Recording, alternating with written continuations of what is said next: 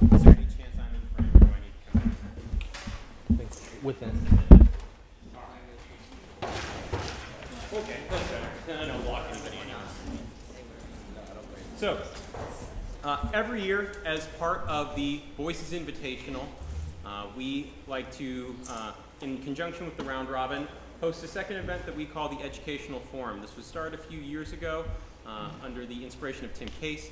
He thought that when we get a good collection of interested debaters who are assembling to help support the community that they participate in, which is the point of the Voices Foundation, the Voices Invitational, that it's a good idea to talk about the community that we're in and some of the issues that face us.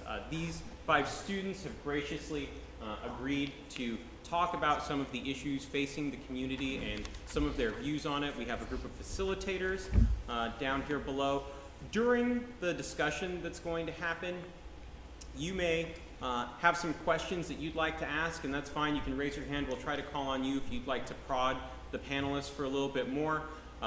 We may even have a point where you can participate or answer some of the questions if there's things you'd like to chime in on. The goal is to keep the whole discussion to about an hour so that we can get out of here at a reasonable time. You can all get a well-deserved dinner and then some desperately needed rest.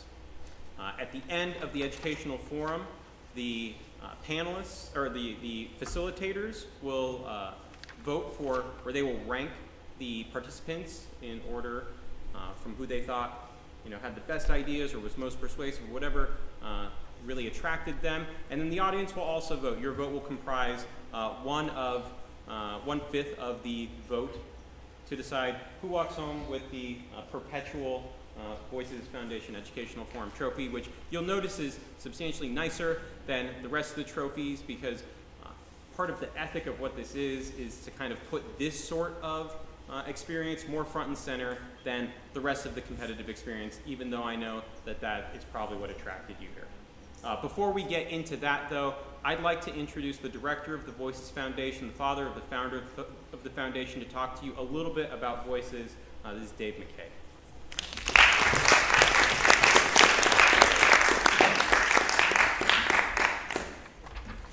Thank you. So Dan requested I be very quick, but I can't talk at the debater's pace, so so one of the issues that my son John realized faces the community is just inclusiveness and the financial barriers that stand in the way sometimes of inclusiveness. So sort of out of the blue and with no input from his parents, I must say, or coaches, he started this foundation in 2005. He's committed to basically supporting those who are financially excluded or have barriers for participation. Our main initiative has been, so far, assistance with financial support for summer camp participation. The feedback we get from those we assist is, first of all, they learn a tremendous amount being able to go to camp, and second, they make a lot of friends. The establishment of this meet has had a tremendous impact. It's expanded what we've been able to do. So this last summer, we supported 47 students. But I think what's more important is the type of student we support rather than the numbers. So I'd like to just give a couple of snippets of the recommendations or the request for financial aid with confidentiality built into them by deleting anything that would identify these individuals. So in one case, this is from a mother explaining their financial need. I am kindly requesting any possible assistance in scholarship form for my son due to his younger brother's grave illness. I have only very recently returned to part-time work because my younger son has been declared in remission from his malignant brain tumor. Unfortunately, being a single parent with an uncomfortably low income and the circumstances described, the result has been my inability to provide sufficient funds for his son's debate camp. So we see a lot of this type of situation where someone is impacted by a medical problem that, even if they have insurance, is both financially and emotionally devastated. And just one more. This is from a student describing his situation. My mother is unemployed and has no income coming in at the time. while simultaneously supporting my brother and I. Food stamps and unemployment money will be coming to an end. My father served 3 years in prison, causing him to be deported. He doesn't pay child support. My mother is constantly looking for jobs, but her lack of college education holds her back from obtaining a substantial income. Debate will give me an opportunity that my mom never had, to go to college. Forensics has changed my life drastically. I've overcome my fear of public speaking and improved my skills in writing. I feel as if debate is guiding me in the right direction. And from his coach, this student is one of the 2 or 3 most needy students in our team. And this is a team where over half the students are on free or reduced lunch programs because of their financial situation. He's in my office talking through his struggles to help his mother deal financially and emotionally with her steep slide into poverty. I just put him in contact with our school social worker because I'm afraid that they will be homeless or not have food. The reality is, this is a smart, caring young man who wants to compete in this, and I would dearly love to see him for once feel that he has what others have. So clear and simple, the purpose of the foundation is to help students like this and give them the opportunity to participate that they won't otherwise have. All the money we raise goes for this. We don't pay anybody to do anything. We have no significant administrative charges. And although it may seem very trivial, something as simple as volunteering as a judge is a tremendous contribution toward helping students like this stay in the system or participate in the system. So if you have questions or want to talk to me about this in any further detail, I'll be around the rest of the weekend. Thank you, Dave.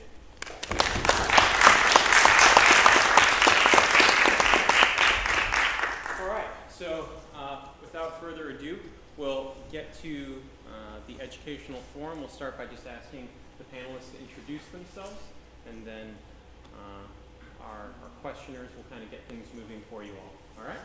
Just as a ground rule, please try to keep your comment, like, don't monopolize the conversation. You got friends here, don't be jerks to them. But also, it's okay if you have disagreements amongst yourselves as long as they're somewhat civil. Yeah, just try, if you need extra time to think on your answer before you speak, it's okay to be pensive. This isn't like a race to a good answer either. All right? Thanks again for doing this. We'll start with I'm Annie, and I'm a junior at Marlboro School. I'm Nick, and I'm a junior at Harvard Wilson. I'm Pranav, and I'm a senior at Parker School. I'm Drew, and I'm independent. I'm Melanie, and I'm a senior at the Meadow School.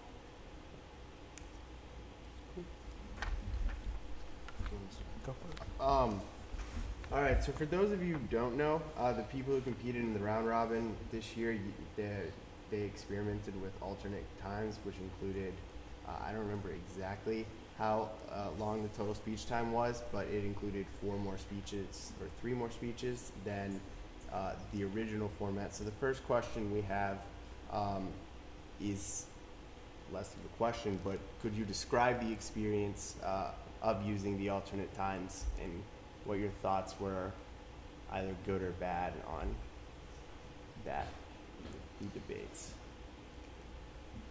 There's no order, so anyone. Okay, I can jump in. Yeah. So I thought that the format definitely had positives and negatives. One positive for me was that there was a 5-minute 2AC directly after the 1NC, which let the NEG read some more new arguments as opposed to in like the normal LD format where you only have a 4-minute 1AR, so it's harder to develop new positions. Another positive was that there were more speeches overall, which kind of allowed for more clash overall, but also it allowed each side to kind of condense and pick one issue to focus on in debate. And I think that an issue with normal LD speech times is that the rounds are so short that it's hard to really focus deeply on an issue, but the extended amount of speeches help with that. That being said, I still feel like that it would be helpful to include longer rebuttal speeches. For example, there's a 6-minute negative speech and then a 3-minute affirmative speech right after that, and that's kind of hard for the app to answer. But overall, I definitely liked it more than kind of the standard LD time. So I agree with a lot of that.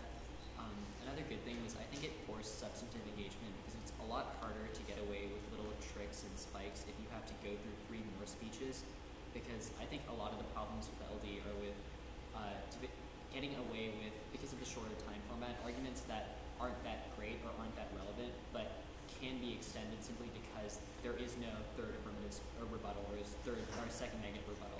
So having those extra speeches force greater argument quality and engagement. I guess one note is a lot of people talk about how it's great that the times are longer. The problem with that is since LD is a 1 versus 1 event, we have to play rounds in order to get enough judges. So there's a time limit on how long rounds can go. So it would be great, as Nick was saying, to like increase the rebuttal speech times, maybe make that 3-minute speech a 4-minute speech, and the following negative rebuttal also longer. But it gets longer and longer to the point where we can't really flight rounds as easily, in which case like the format starts to break down because you can't have as many debaters.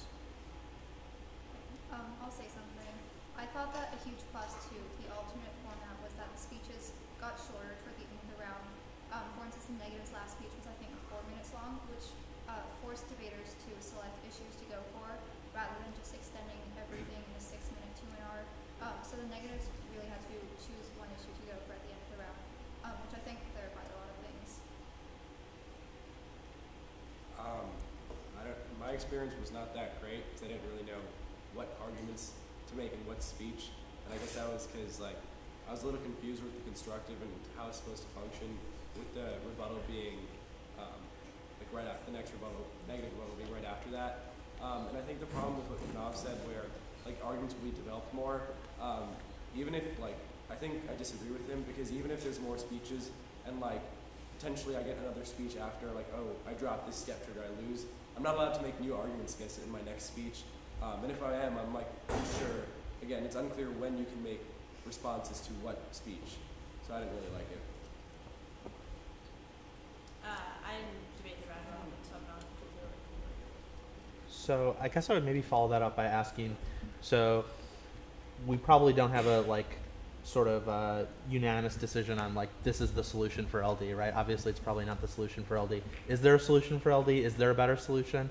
Because sort of like the issue of the format of LD is sort of ongoing and doesn't really have a direction right now. So I think there are 2 main problems with LD speech times.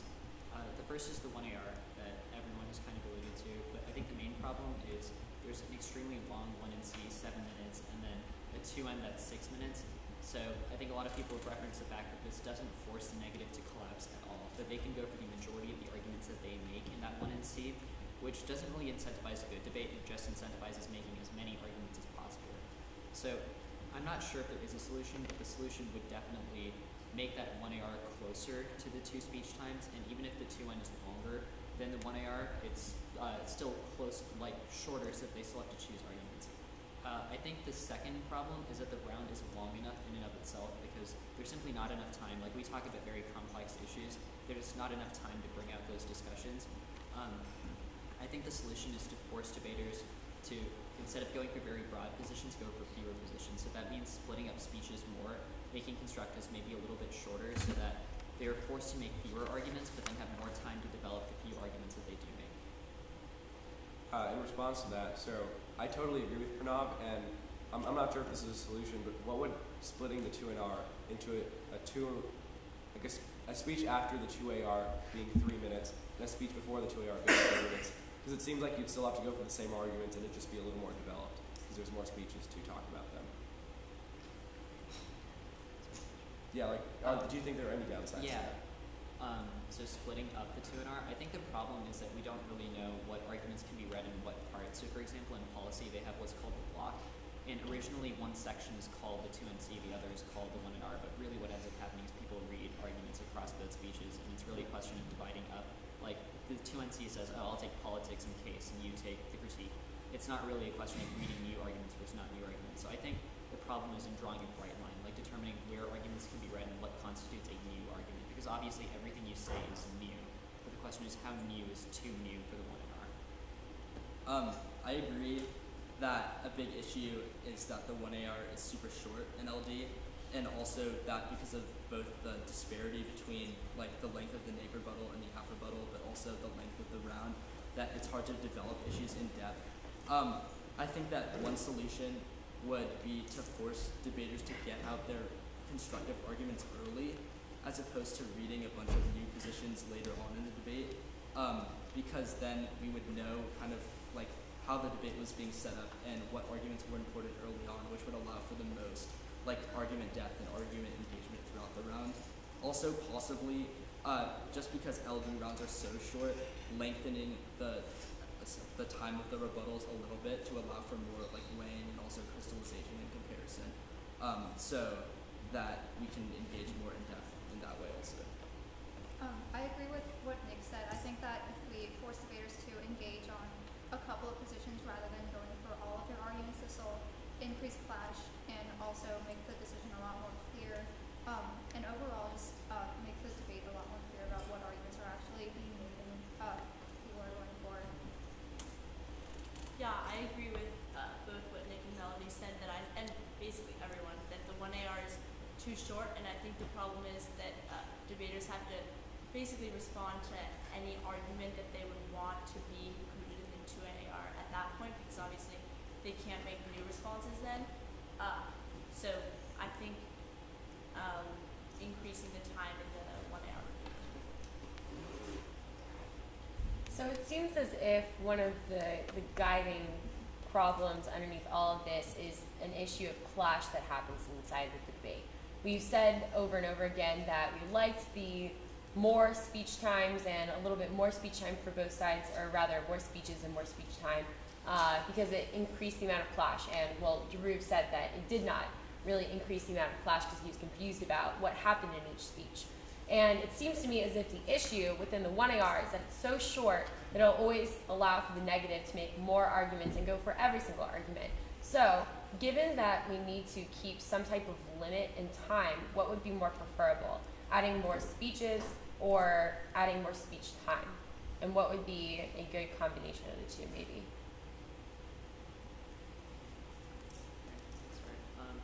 So I think I kind of referenced this earlier, but I think the solution is, I think we have to be cognizant of making rounds too long, but I think the solution is to add more speeches and shift speech time from earlier in the debate to later in the debate.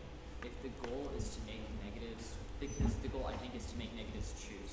Clash happens when debaters have to choose what arguments to go for and then have to say why those arguments that they chose to go for are more important than arguments that they didn't choose to go for.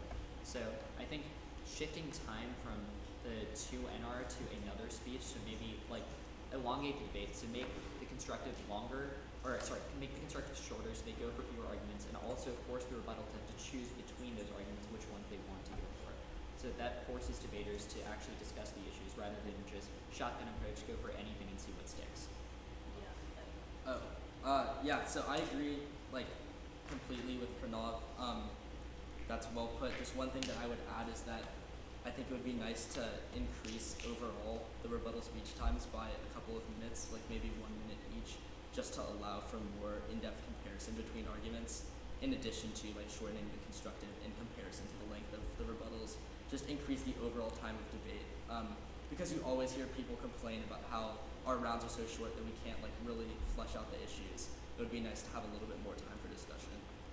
Well, what would it look like to just have more speeches? Would it be like having 2 negative rebuttals and like 3 affirmative rebuttals, or like I'm really confused about how we should be splitting these speech times. For example, I don't think anyone really. The example I gave earlier is if the 2NR or whatever the second negative speech in current LD norms was split from a 6 to 2 3-minute speeches, one after the 2AR, one before the 2AR. That seems to solve all your problems because the negative still has to choose in the first negative rebuttal, and they can't make, like, in their second negative speech, they still have to go for the arguments they made in the rebuttal speech, and it'll be a lot more clear because there's more speeches to develop arguments. I think the AF should get the last speech. I think there are a couple of reasons for this. The first is that AF speaks in the dark, so they have to, this is like a debate argument, but it's fairly true because the AF has to choose what they're can be responsive. That's a huge advantage. And getting the last speech in addition to that is also a huge advantage because they get last word in the judge's mind, they get the last argumentation on the issue. So I think that's part of the solution. I think the solution instead should be maybe reduce the times a little bit, but also, increase the times a little bit. So maybe make that 2 and 4 minutes, and then give a AF like a 2-minute rebuttal after to also get the last word and further select issues. I think speeches in general should like reduce in time to force issue selection.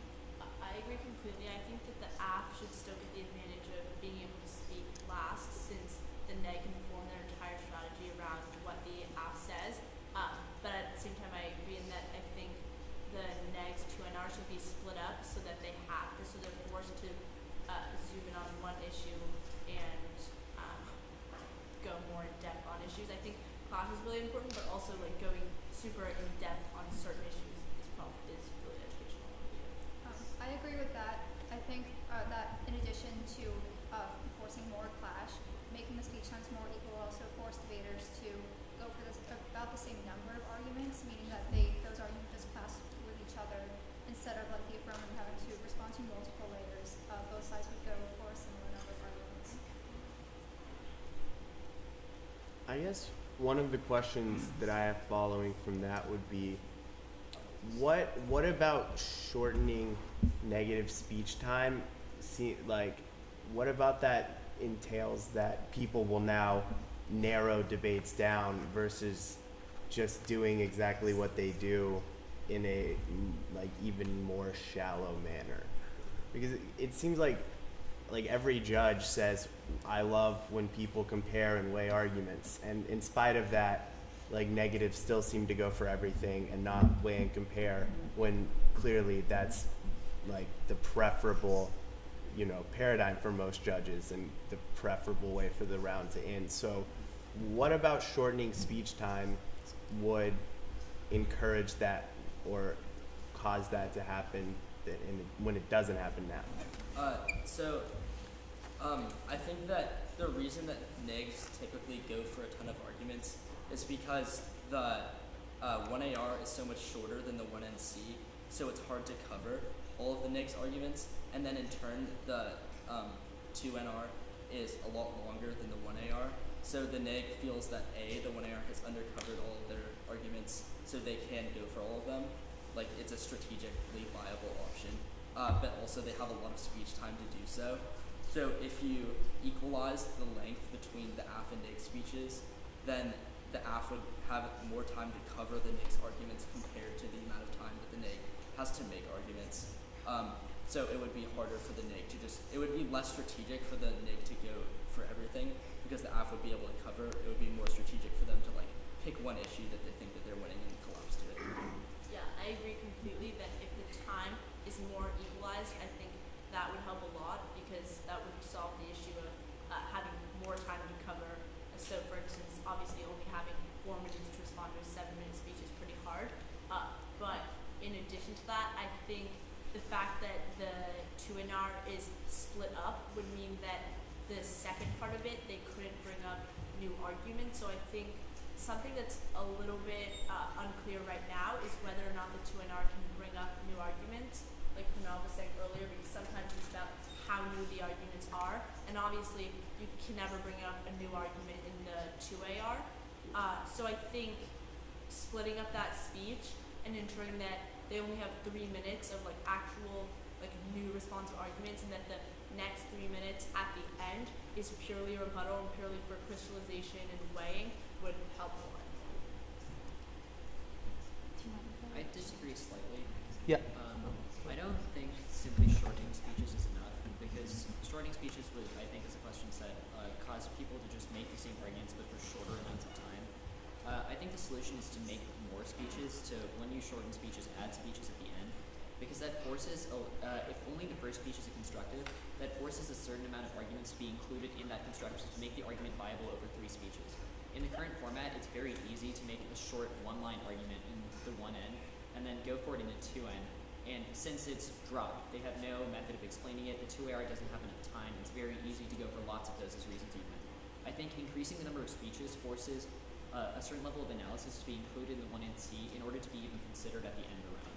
So I think I'm not sure if shorter speeches increases clash, but the larger number of speeches forces greater engagement. Okay, so I think I want to broaden it up a little bit and give you all an opportunity to maybe talk about the issues in the debate community, in education in general, that you think need a bigger platform. Like, take an opportunity to sort of give your stump speech for what you think we should be talking about and why, and maybe what we should do about it. I can start this. So something that I think is pretty apparent to everyone is that there's obviously a huge disparity between the amount of girls versus boys in debate. And I think there's obviously a lot of reasons for this. So some of the reasons that I think, so I'll just say a few reasons I think, and then like a few ways we could possibly address this. I guess a few reasons I think. So the way that just girls are socialized is to internalize criticism, and I think just the way that our society like treats girls is that girls are supposed to be reactive to how people think about them, and are supposed to care about how people think about them. In the whole dichotomy of like women being seen as more like supposed like cooperative and men supposed to be independent, I think it's just part of society that women are supposed to internalize feedback. But I think that a lot of times women have or girls have more of a fixed mindset, so that this criticism is somehow a statement on like their worth as a person. And I think how this plays a role in the debate community is that oftentimes there's this double bind that people don't even realize that they're engaging in, where women are either too weak or too aggressive, and that judges will oftentimes give, so for instance, one of my novices' ballots last week in a tournament said, direct quote, "I wouldn't want X debater to be my wife. Yikes, way too dominant." And I think it's not even, sometimes there's not even a malicious intent that judges have when they say, oh, you know, you were a little too aggressive, or you were a little too dominant, or you should be more dominant, you seemed a little too weak. I don't think that a lot of times this is deliberate, but I think if we had conversations in the debate community about the double bind and people were more aware of it, that this could help a lot. I obviously have to agree completely with the issue that Annie's talking about. One thing I would add to her argument is that in addition to having conversations in the debate community, we should also make sure that debate teams explicitly reach out to women to participate.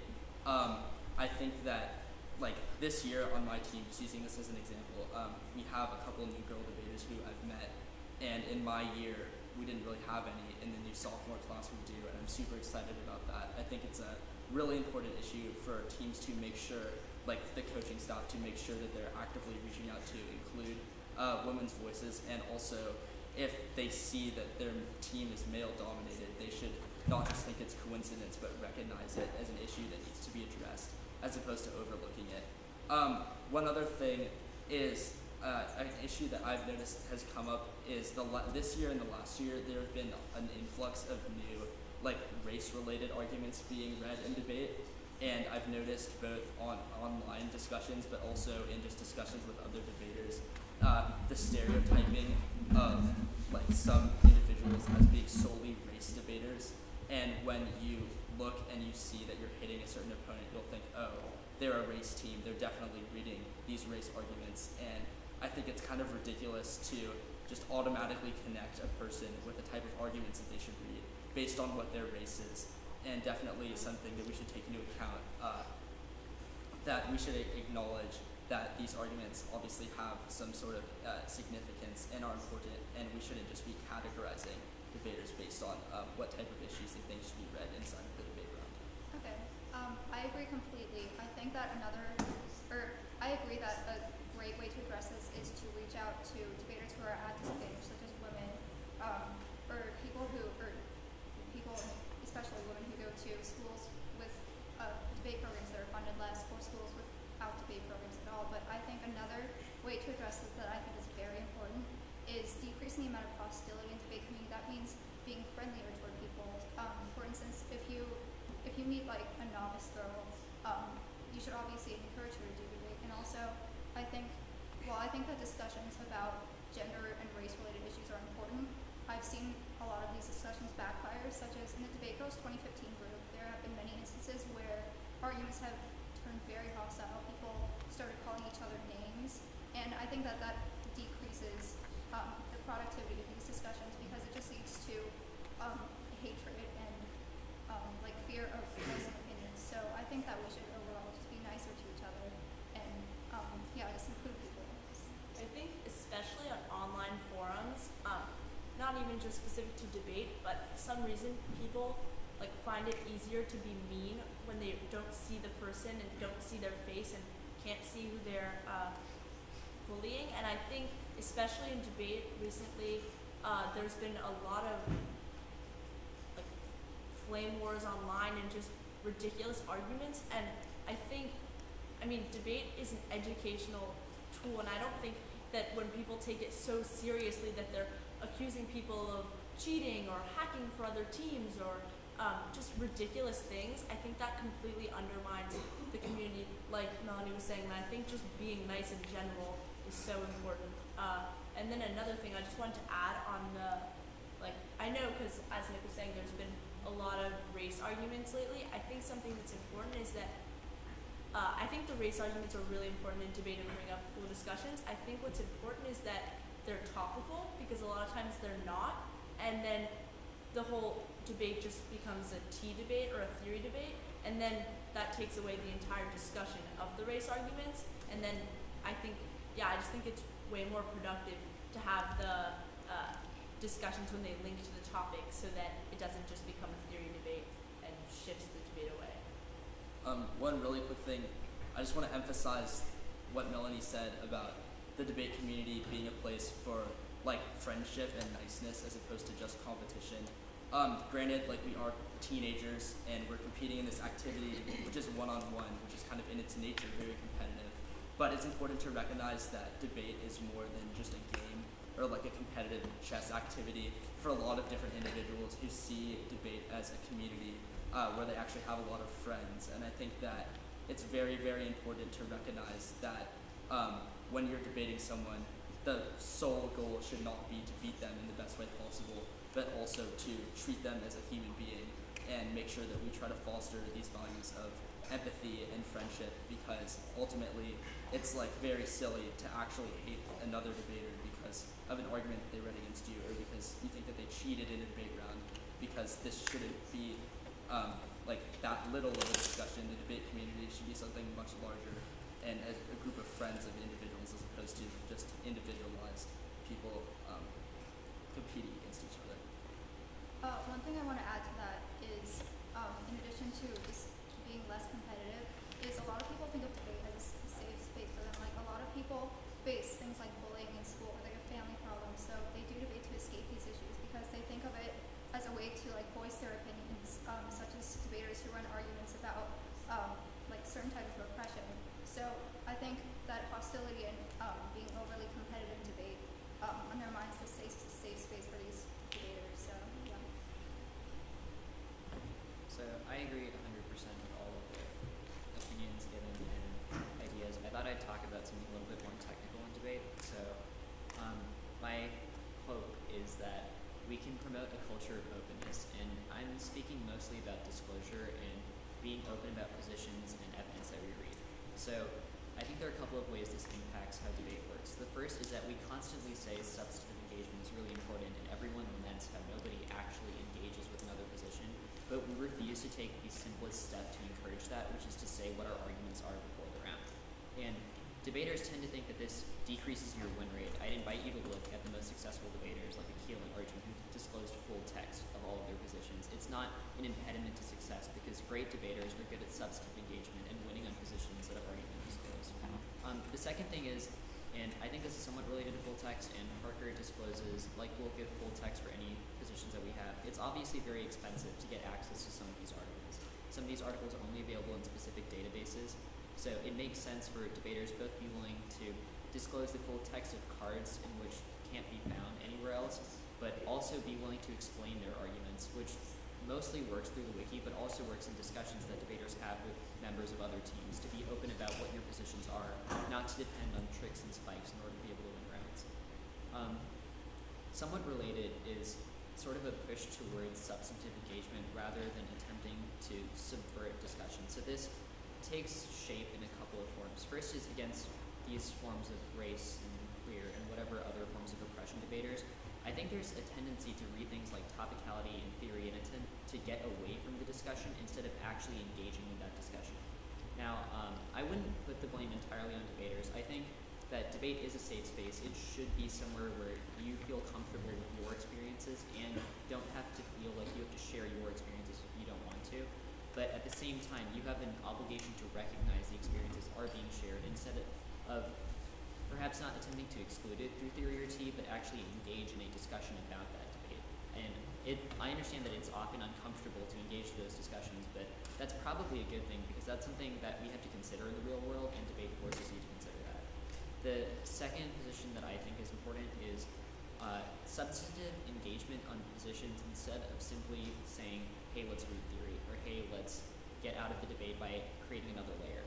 So I have a kind of controversial opinion on this. I think judge intervention isn't always a bad thing, and I think in some instances, judge intervention, when you say that this argument is either obviously not necessary, or this argument is so poorly developed or so irrelevant to the round that it does not have any bearing, should be disregarded. So this obviously doesn't mean judges should just not consider whole positions because they don't like them, but judges should, this also exists in the policy community, where judges are willing to disregard arguments that just aren't well explained or just are completely ridiculous.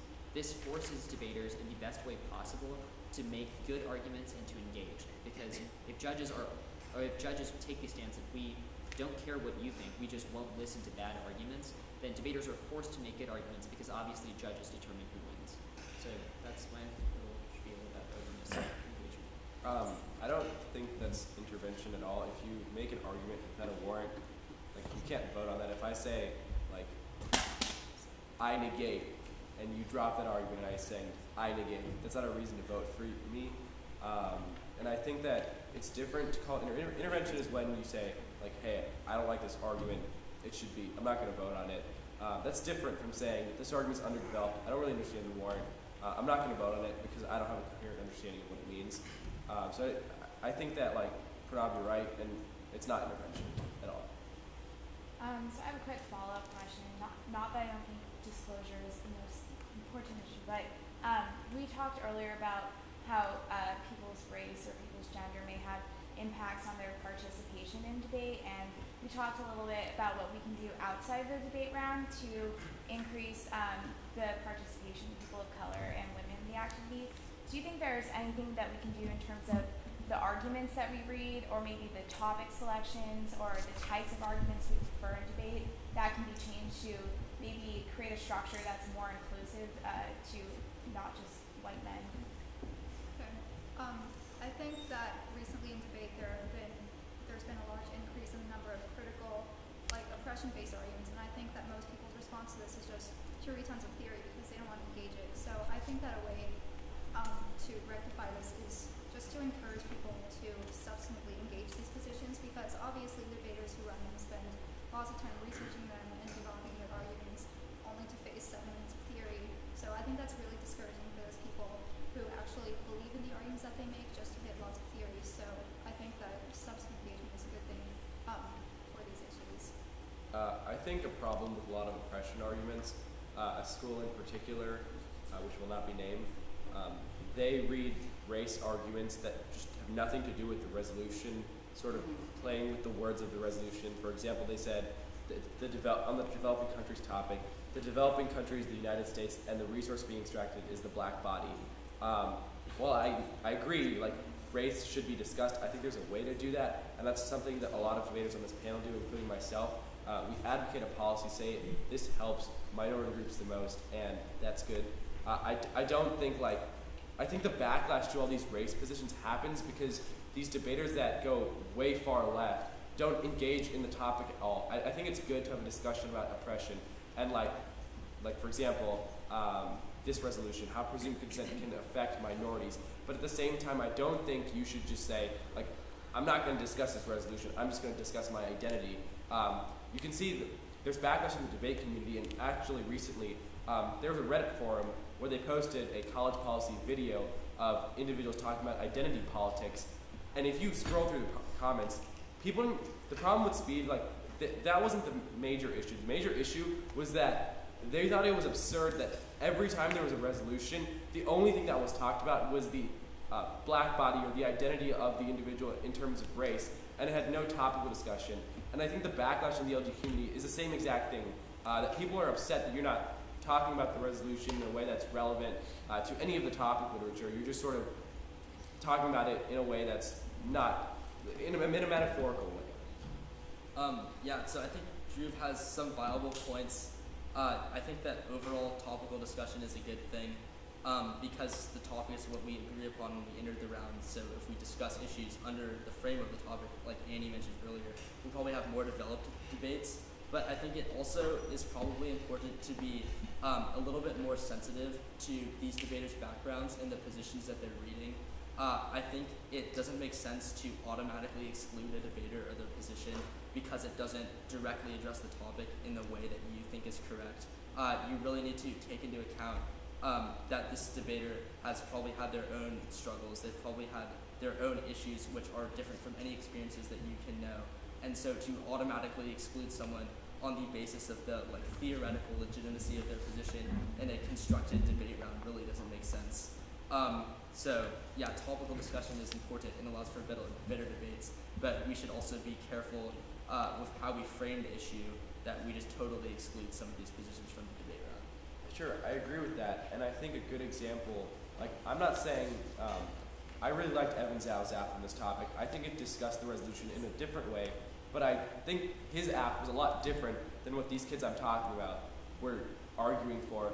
They just played with words, nothing related to the topic, and the app that I'm referring to from the round robin, it did have a metaphorical interpretation of the resolution, but it used a poem from the topic literature, which I thought was at least relevant to what we were discussing. And yes, it interprets the resolution in a different way that we shouldn't be using. I'm okay with you arguing that policymaking is a bad thing, but I do think that you should be your offense should somehow reference the topic literature, which a lot of these race positions do not. So I think between Nick and Drew, they both agree that the race arguments are really important, but maybe getting back to your question, it'd be cool if there were more topics that had to do with race in the U.S. so that it would avoid the topicality issues, but would also allow a forum for people to discuss them. I think the same is true with topics relating to gender. So I know, for instance, one of the topics on the list this year was about whether the U.S. should give foreign aid to countries that are bad or good with women's rights. But then another thing that, going back to what Nick was saying before and kind of in response to Drew, I think what debaters need to be careful of, like Nick said before, is characterizing people solely on their arguments. So when we say, oh, those race debaters or oh, those femcade debaters, I think, I don't know, I just find that kind of offensive to almost label people as just what their arguments are. So I think that's something to be mindful of. So I have something to add to that. I don't necessarily agree with this, but I think that the reason there's so much backlash is because a lot of people view non-topical oppression-based arguments now as similar to the way a lot of people view theory as a way to exclude discussion about the topic and just another way to recycle arguments for every single topic so they don't have to do research. Well, I don't think this is necessarily true. And it's also not very similar to theory debate. I do think that's a reason for a lot of the backlash. And hold up, I'll let you go, but I just want to clarify. I'm not saying that these debaters should be excluded from talking about race identity. I'm just saying that there's a way that you should do that, and a better way, and a way that's going to lead to less backlash from. You can probably see, on this panel, pretty much everyone here reads critical arguments.